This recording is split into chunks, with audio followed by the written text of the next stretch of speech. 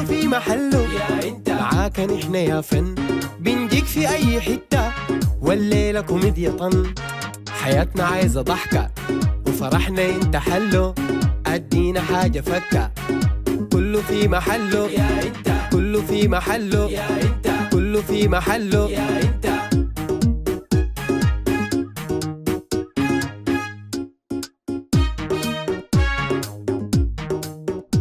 الإنسان ابن بيئة دي عارفينها، والفنان بيصنع البيئة، وفنان الليلة والكوميديان الليلة الموجود معانا ده صنع بيئة فنية عالية جدا، أخذ من كل البيئات اللي عاش فيها شخصيات رسخت في أذهان الناس، وشخصيات كبيرة جدا، وشخصيات بقت مشهورة جدا جدا جدا بفضل التقمص العالي له كممثل كوميديان رهيب.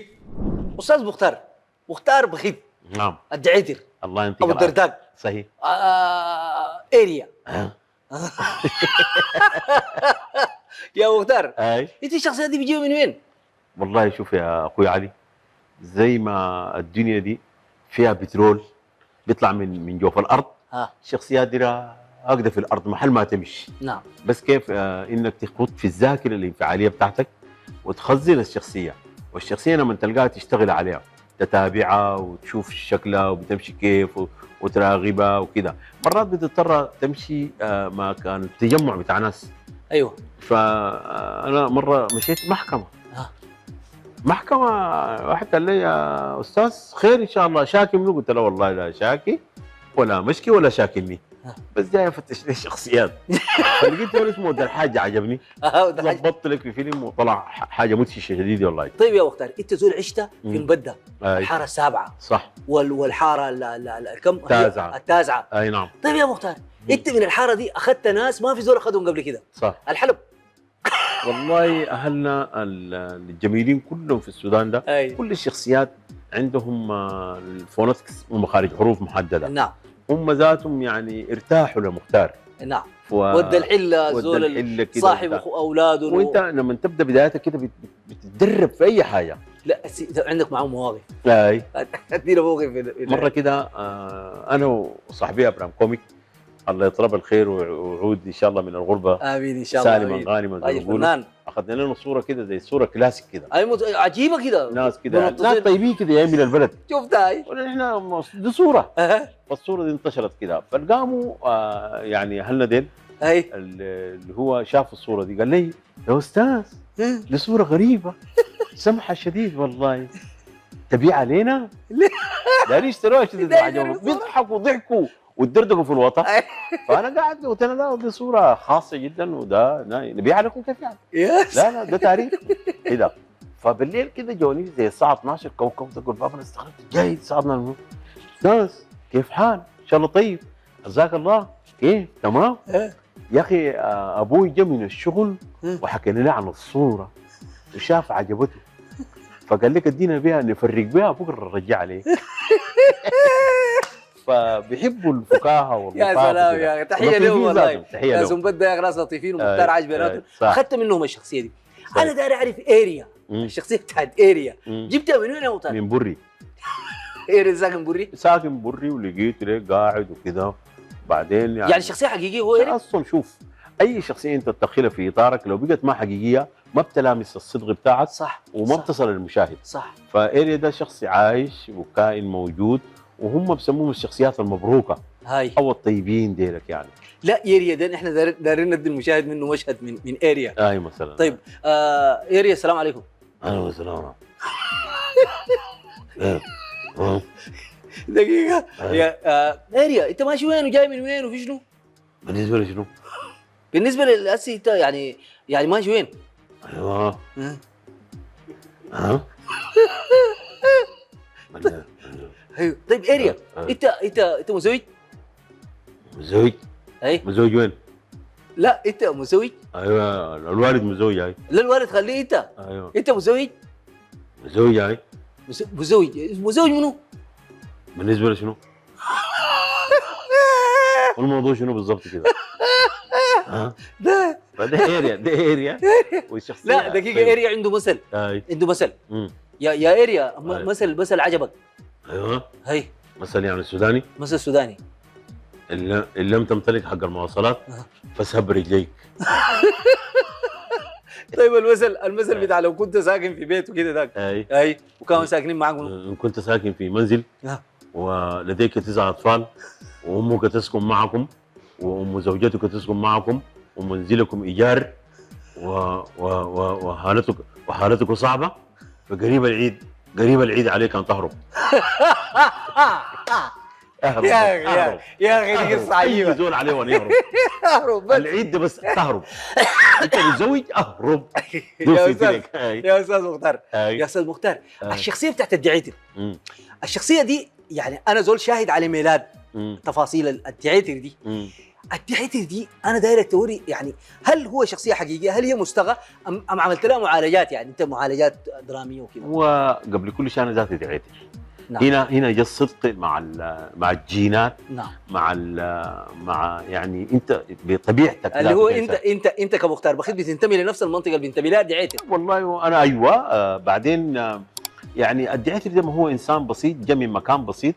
وبدهشه المكان الكبير العاصمه بيحصل له مفارقات وبيندمج، والعاصمه دي هي بتجمع كل الناس. طيب الدعيتر لما جاء الخرطوم والبدايه الدعيتر الدعيتر لما جاء الخرطوم وباع بقره ادينا منها مقطع صغير كده.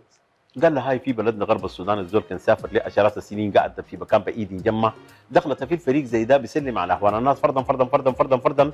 عبد الله ادم سافر عشرات السنين دخلت في الفريق بيلاقي ود قصاص قاعد في طرف الفريق زي ده بيسلم عليك وبيديك كل التفاصيل ويشابك ود قصاص والدعيتر كيف حالك ان شاء الله طيب الامر فيه الحمد لله ان شاء الله طيب الامر فيه الحمد لله ما شاء الله سافرت لك عشرات السنين ما شاء الله وشك بقى ابيض ما شاء الله اكلت لك زي ده ايس كريم قالوا شربت لك المي بارد ما شاء الله الناس كيف زينين بخير. قال له وين حليمه انبوز؟ قال له هاي حليمه انبوز ما جاء خبرها. حليمه انبوز يوم من الايام خدت حينتها زي ده بتقول انا حليمه انبوز المره القهره انا مقرون انا زي ده عندها 9 اطفال لافين حواليها زي ده واحده بتنقض لها وواحده بتعصر لها رجلينا وواحده بتغسل لها في وشها ولافين حوالينا امي يعني جعانين امي جعانين. حليمه انبوز مره طويله شامك عيونها شرار بتدي جوز بتدي قك بتدي نك بتدي رك بتدي كع. يا سلام يا سلام يا اخي ده وقت عجيب. يا استاذ مختار يا اخي هل مارست مهنه غير التمثيل؟ انا بعرفك انا من لهجتك بعرف مختار بخيت الممثل. نعم. طيب انت اشتغلت مع عمالقه التمثيل في السودان. صح. اشتغلت مع الاستاذ الفاضل السعيد. صح. اشتغلت مع الاستاذ جمال حسن سعيد. نعم. اشتغلت مع فرقه الاصدقاء. نعم. واشتغلت مع فرقه مجاسفات. نعم. واشتغلت مع فرقه الهيلا هوب وهمبريب وتيراب. نعم. كل الفرق دي شاركت معاها. صح. دي تجربه عميقه جدا وتجربه كبيره جدا. نعم. نعم. طيب انت في ظل التجربه دي هل مارست مهنه اخرى غير التمثيل؟ والله هو طبعا انت في بدايه حياتك يعني انت التمثيل ده ما بتكون متاكد منك انه هو اكل عيشك ولا لا. صح. فما بتجيه بكل كلياتك. فانا من زمن يعني الدراسه من المتوسط. نعم. كان عندي مكتبه.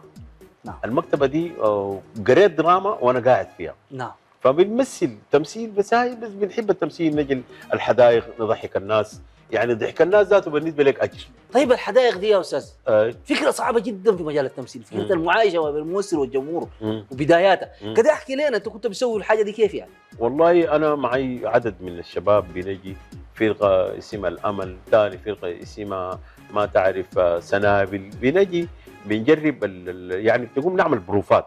أيوة. بنجي نجرب الرياكشن بتاع السكتش ده. نعم. مع الجمهور. نعم. انت الجمهور ده تلقى في حفله ولا تخريج ولا عيد ميلاد ولا شنو فبنلقى هنا يوم الجمعه في الحدائق دي الجمهور بيجي بس بيجي كده بيجي يعني في جمهور بيجي عشان يشاهد محاضرات دينيه. نعم.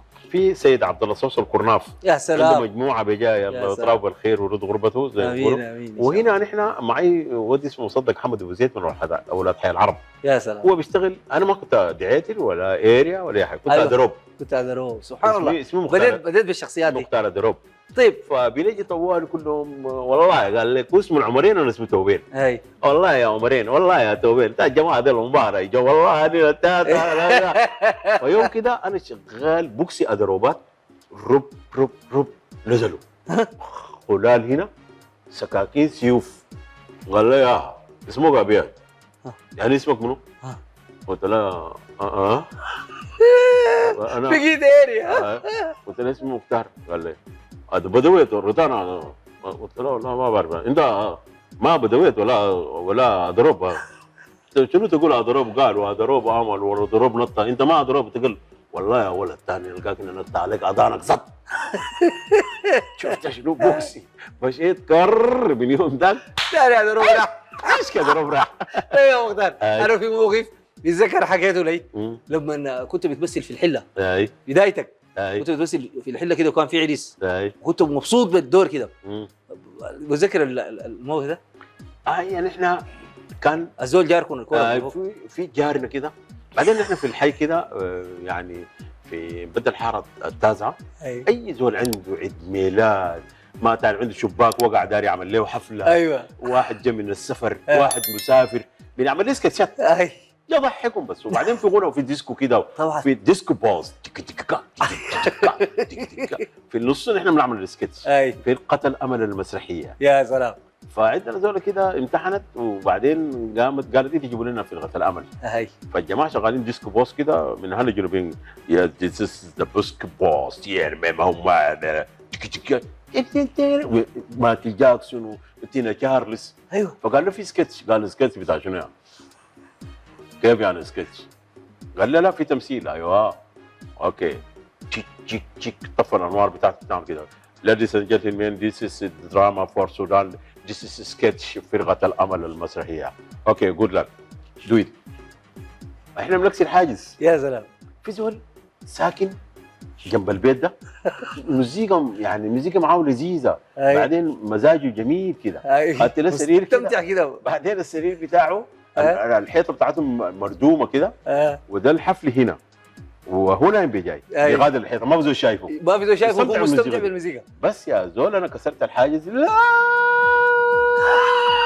عشان الجمهور ينتبه. اي بس الزول ده قام قال لي يا ولد بخيت نحن منو معاك في الحله دي كلهم لا في راسنا شنو انت الجمهور ده قر سرق لك الصاله. قلت له شباب السكتش انتهى. يا مختار مختار يا اخي عندنا سؤال جاد. اي مختار بخيت اذا تم اختيارك رئيس لجمهوريه السودان اول واهم قرار ممكن تتخذه شنو؟ والله اهم قرار اللي هو الامم دي محتاجه للثقافه. بدون ثقافه احنا ما حنقدر نقود دوله للامام. نعم. فانا شايف مشروع الثقافه الان غايب تماما. نعم. والان اي شخص قاعد مكلف. ايوه هي زي الحافظ الامانه كده لحد نعم. ما امور تترتب. نعم. فبخلي وزير الثقافه ده يكون غير مكلف ويعمل مشاريع ثقافيه لانه نحن عشان نكافح المخدرات، عشان نكافح تزعه طويله، عشان نكافح النظافه، عشان نكافح الملاريا، عشان نعمل اي حاجه بالثقافه. نعم. بدون وعي بدون ثقافه بدون مشاريع ثقافيه نحن ما حنقدر نعمل حاجه. ههتم بالثقافه يا سلام. ثم بعد ذاك باقي الامور. يا سلام. تحيه لك والله يا استاذ. نعم. نعم. سعدنا بك والله. القعده معاك المفروض تطول لكن شنو؟ الزمن خلاص. الله يديك العافيه. استاذ مختار بخيت شكرا جزيلا. شكرا كثير. الله يبارك فيك يا علي. استاذ المشاهدين السلام عليكم. كله في محله يا انت معاك نحن يا فن بنجيك في اي حته والليله كوميديا طن حياتنا عايزه ضحكه وفرحنا انت حلو ادينا حاجه فكه كله في محله يا انت كله في محله يا انت كله في محله يا انت